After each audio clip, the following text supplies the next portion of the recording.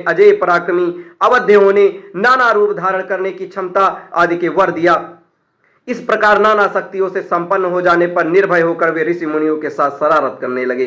किसी के वलकल फाड़ देते, किसी की कोई वस्तु नष्ट कर देते। इससे क्रुद्ध होकर ऋषियों ने इन्हें शाप दिया कि तुम अपने बल और शक्ति को भूल जाओगे, किसी के याद दिलाने पर भी तुम्हें याद नहीं आएगा कि तुम्हारा ज्ञान कितना है।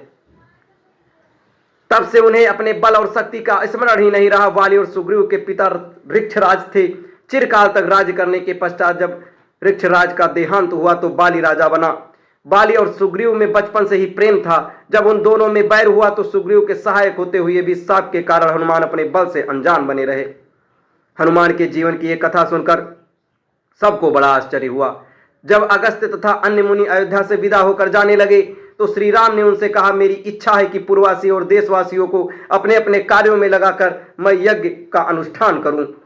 आपसे प्रार्थना है कि आप सब उन यज्ञों में पधार कर भाग लेने की कृपा करें। सब ऋषियों ने उसमें भाग लेने की अपनी स्वीकृति प्रदान की। फिर वे वहां से विदा होकर अपने अपने आश्रम को चले गए। यहीं पर यह कथा समाप्त होती है। अब अगले वीडियो में हम एक अगली कथा के साथ आप सभी के सामने प्रस्तुत होंगे।